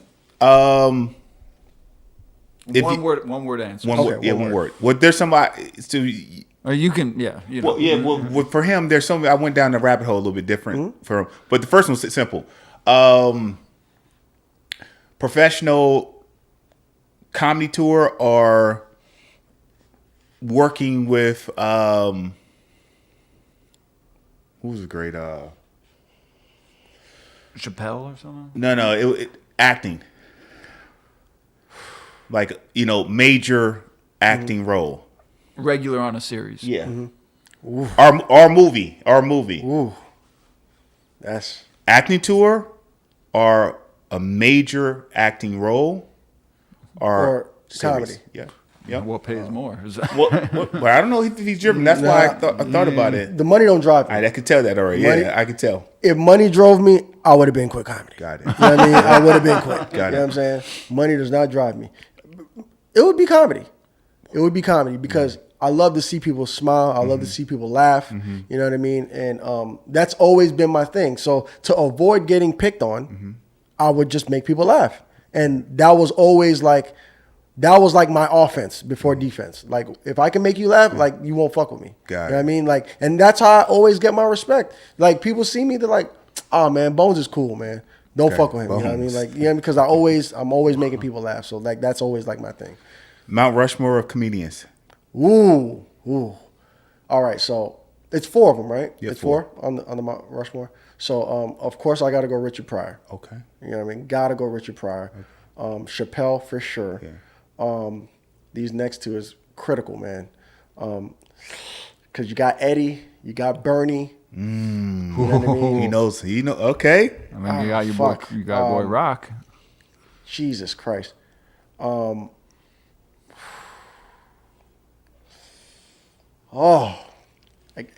I can't not put Eddie on there. I have to. I have to. You know what I mean? Because as a comedian, he came up with, like, outside of stand-up, his comedic movies, you know what I mean, are like the best. The best. You know what I'm saying? Yeah. And he's the only comedian to do that many comedic movies and have that much success as a comedian in acting. Got it. You know? So yeah, one more spot. Oof. Shit. So we got Chappelle, we got Richard Pryor, we got Eddie Murphy. It's definitely between Bernie and, this is a surprise to a lot of people, Bernie and Godfrey. Wow. Because I've seen Godfrey perform like 4 different times. He's a killer. And he's so smart. The man is so smart. And like the way he does his jokes and he incorporates like his knowledge in it, it's just like you get educated while laughing. You know what I'm saying? Huge. So like, yeah. Okay. But I think I'm gonna put Bernie on there. Fair. Yeah, Bernie goes on there because Bernie is what I watched growing up. You know what I mean? Coming up in the comedy, Bernie was one of those guys that I watched. I can hear him a little bit too. Listen to you. Man, you know what people say? A lot of people say, "Man, you remind me of Chris Rock." They always say that to me. I can hear that because how you say certain things. Yeah, they said We like got the same voice. I guess the voice and the cadence and how I talk you do a sometimes. great job, man. They say I remind them of Chris, which is crazy. You know because his brother Tony? Oh yeah. His youngest brother Jordan. We did a podcast together. Oh Yeah, couple. We did a couple episodes together. I didn't know you had a brother. I got roasted. I got roasted by Tony one night. Oh yeah? I love Tony, man. Tony's a real one though, because he was ready to go to war for his brother. I remember. Top 5 favorite West Coast rappers of all time. Ooh. Does Tupac count as West Coast? Yes, sir. Okay, so Tupac, Snoop, LBC baby. of course Kendrick. Okay, 3. Ice Cube. 4. Okay. Ooh. Ice Cube and is that order correct? Yes, that order is correct. Ice Cube and then Tupac, Snoop, Kendrick, and Ice Cube. and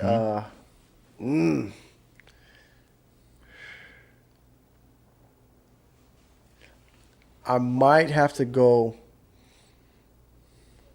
DJ Quick. Ooh. DJ Quick. Wow. Yeah. Okay. Yeah, DJ Quick. Top 5 best West Coast ball players.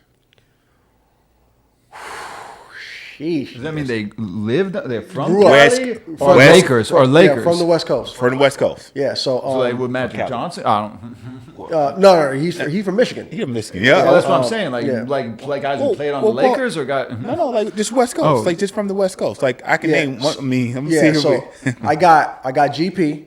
Okay. You know what I mean? I got Gary You Payne. got the glove on there. Yep. Yeah. I gotta go Paul Pierce. I'm about to. That's the first. Gotta go number Paul 2? Pierce. Okay. You know what I'm saying? Paul Pierce might be number 1. I'm Paul Pierce might be number 1. You got a Number podcast. one, You got to GP. get him on a podcast. Yeah. GP. Yeah. Paul Pierce, GP.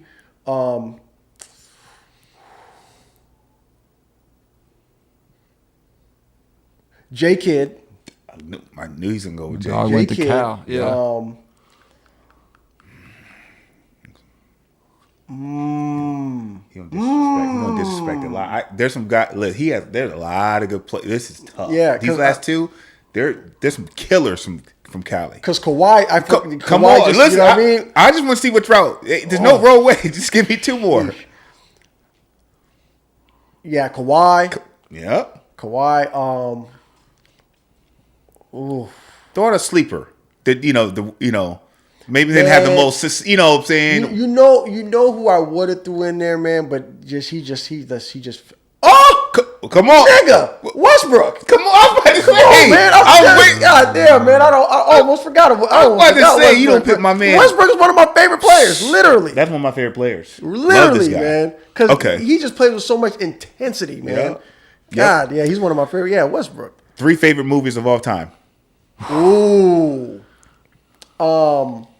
Juice. 1. Woo. Boys in Wasn't Hood? Boys in the Hood. Number 2. It's so crazy how my movies are coded. Okay. Menace to Society. Menace to They're all like West Coast type. What about movies. Friday? What about Friday? I love Friday. Yeah, Like that would be another West Coast movie. Yeah, You know what I mean? West Coast movie. Don't be a menace in South Central while drinking gin and juice. I in the love that hood. movie too. Shit. Ty, what's the worst dating advice you've ever received or given? Ooh. Worst Say- you've ever you say just to received get rid or of- given. The worst advice I've ever given was fuck bitches, get money. Like fuck up, yeah. Because That's real. It's real. younger, you think like that shit works, and then when you get older, you realize that shit don't work. You know what I mean? So that's Preach it. that's the worst advice I gave. Mm-hmm. The worst advice that I was given is probably.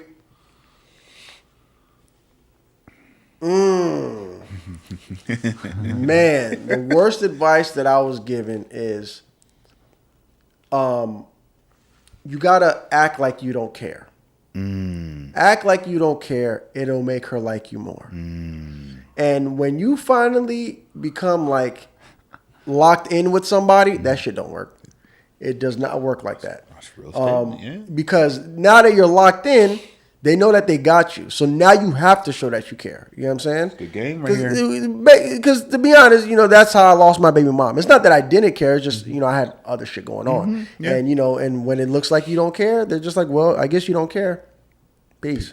So that's the worst advice I was given. Okay. Which is crazy to me because the niggas that I know right now that don't care are happily married with kids. So I'm like, do I do it or not? You know what I mean? I guess it just doesn't work for me. There's art to it though, right? I guess, man. I haven't figured it out. I haven't mastered it. So, if you woke up tomorrow and completely switched careers out of comedy, what would you be doing? acting.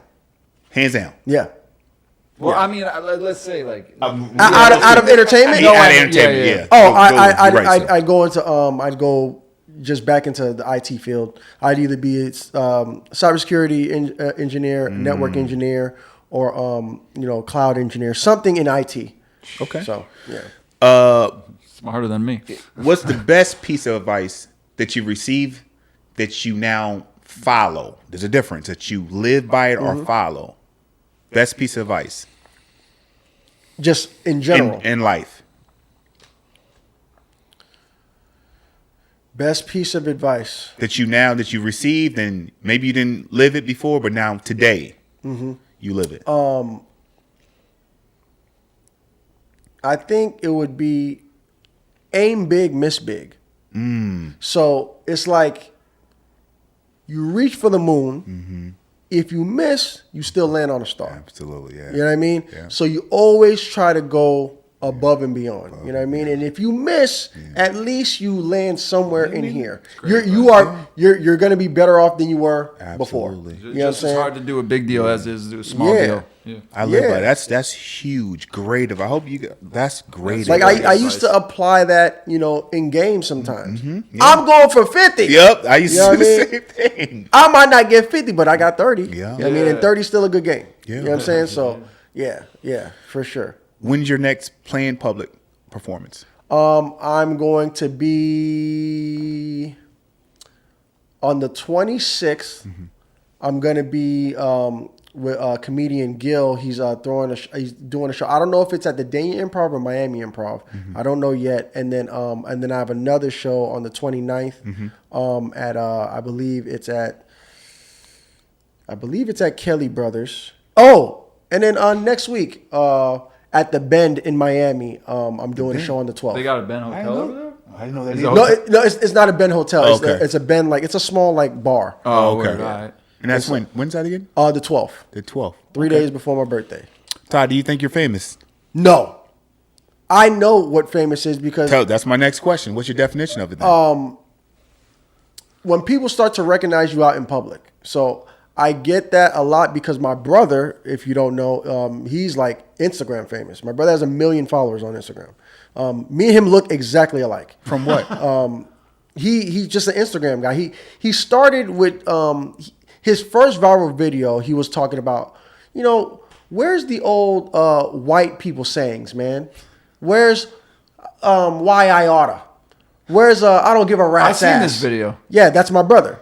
And that shit went super viral, right? And then he started doing a lot of other videos like that. They went viral a little bit. And then he kind of went political a little bit. But he was, in the beginning, he was very in the middle. Okay. Right? So, and then he would just break down a lot of stuff and explain, like, you know, how the government could be just like playing right in our face and comparing it to like everyday shit.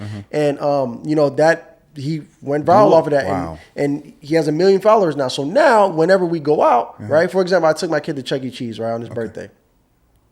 And this dude dropped something on the ground and I pick it up and I give it to him and he looks at me, he's like, I said, oh, no, that's not me. It's my brother. And because I already knew what he was about. Already. I knew because I get it a lot because me and him look alike. Okay. And, you know, I give him whatever it is that fell. And then my brother comes in. I'm like, that's who you're looking for. And he looks, he's like, is that your brother? I was like, yeah, that's my brother. And then he ended up taking a picture with him. Oh, we gotta get him on our podcast. Yeah, I mean, if you want, Does he live in South? Yeah, he lives here. I'll definitely get him on. I'll definitely get him on the podcast for y'all. Last question: what do you want your legacy to be, both in comedy and just in life? In comedy, I want, like I said, I don't care for the fame. You know, as long as I get respect from my peers and from people who respect comedy, like when I'm gone, for people to be like, yo, that dude was a great comedian. He cared about comedy. He protected the craft. You know, he didn't let, you know, bullshit people come in here and fuck it up. You know, and he was funny. He did his job. He was great. You know what I mean? At comedy, he was a funny dude. Outside of that, I just want to be remembered as, you know, somebody who is a good person. Somebody who would, you know, give their shirt off their back for you. Somebody that, you know, when I'm gone, people be like, damn, man, like, that was a good dude. That's man. a good dude, yeah. That's a good dude. Like, I don't really have nothing bad to say about him. Like, yeah, he might be passionate about certain stuff, but all in all, like, that's just a good dude, man. And I knew, like, if I needed something, he would be there. If I needed support, if I needed somebody to show up to a show to support me, he would be there. Like, that's the type of person I am. You know what I mean? Because, like, you know, things that I want is what I give to other people. You know what I'm saying? And you know, no disrespect to my parents. They were always too busy. So, like, I might have not received that love. So I always give that love to other people. You know, and so that's just how I am. So that's what I want to be remembered as. Huge. It's really good. Yeah, this by far. Man, thanks for coming on. Of course, man. Yeah. Of course. This is great. You're gonna have to come back You're gonna have to come back. Yeah, man. Whenever, man. Whenever, man. And like I said, if you want my brother on here, you can bring him. If you want both of us on here, that's cool. Man. Hold on. Yeah. Yeah, man. Whatever, man. I want to talk to you about something with Laugh Factory down here. So. Okay, yeah, for sure. Where can they follow you, Ty? Oh yeah, you can follow me. We'll tag you and everything. Okay, yeah. We can put it all in there. Okay, for sure. Yeah. Until next time. Man, you said it all. Yeah. That was it. This is We're Not Famous with Sam and Jernavis. Our guest, Ty Sterlin. Thank you, sir. Thank you for having me, man. It was a pleasure, man. It was an honor. Next time.